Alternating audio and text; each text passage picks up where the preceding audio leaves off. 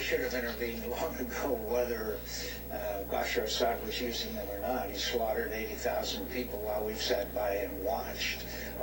It's been one of the most shameful chapters in American history. There is physical evidence. In fact, the British stated that there is physical evidence that proves it. The French also agree.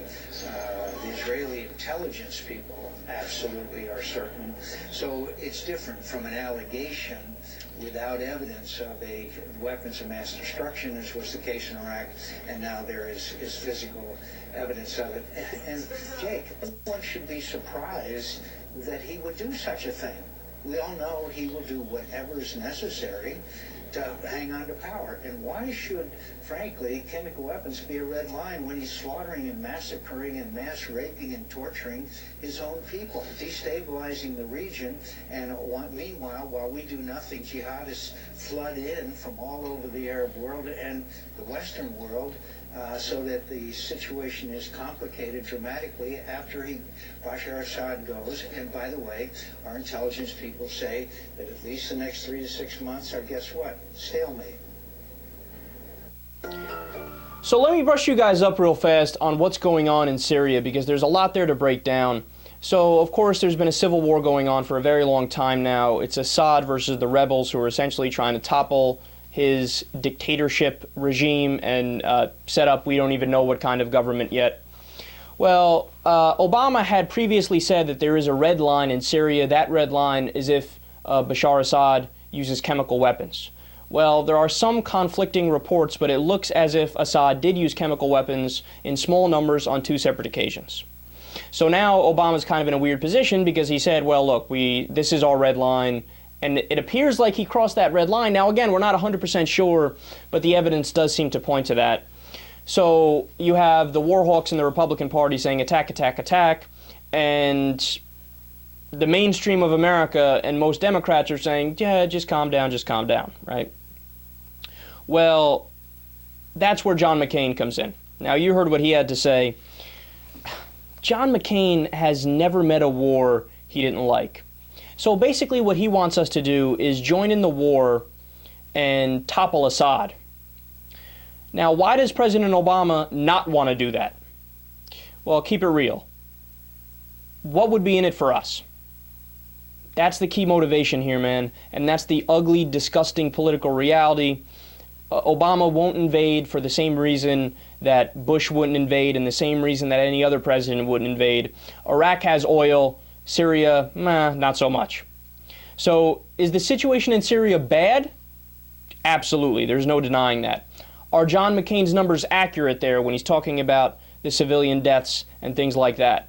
Yes, his numbers are accurate. Am I generally in favor of the Arab Spring, which is what the war in Syria is part of, how you've had the other dictatorships, many other dictatorships being toppled in other Middle Eastern countries? I think it's a complicated issue with a lot of nuances, and there's big upsides and big downsides. But overall, yes, I am in favor of the Arab Spring. So why be against the war? Well, this is the key issue, and this is what John McCain is missing. The reason to be against the war is because both choices suck. Either you help Assad, who's a murderous dictator, or you help the rebels, who, yes, are absolutely protecting civilians and trying to take back their country. And yes, they are trying to essentially get their own freedom, but they're fighting alongside al-Qaeda operatives. Now, you tell me, is the U.S. going to join a fight with al-Qaeda as an ally? Now, are al-Qaeda's motives pure? Are they actually helping in Syria because out of the kindness of their heart and they believe that the Syrian people have a right to self-determination? No. They're doing it because they want a certain portion of the Syrian land after they eventually win the war, right? Well, and I know this is the old, tired, non-interventionist motto, but honestly, man, what business is it of ours? You want to know the best way for the United States to stop war and stop terror and do everything in our power to go down that road if we're so concerned about that? You stop participating in it. Look, we've given aid and support and weapons to murderous, brutal dictators just as bad as Assad, and sometimes people that are even worse than Assad.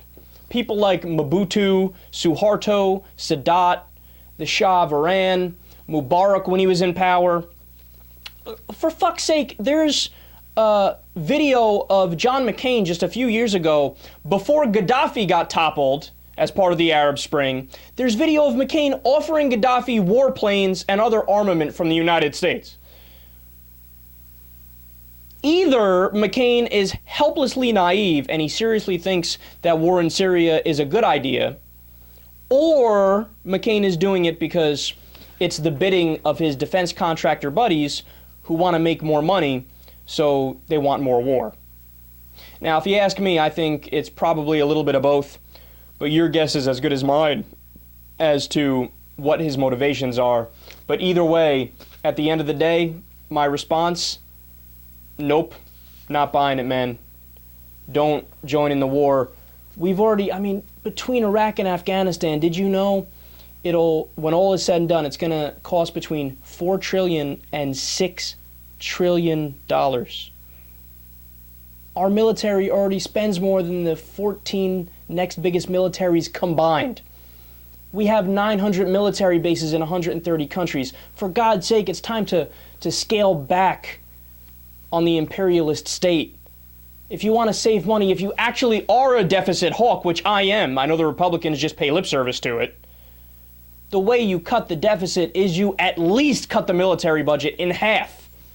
And that's just the beginning of the conversation. I'd be willing to go much further than that, because even if you do that, you still have the biggest military in the world by a long shot.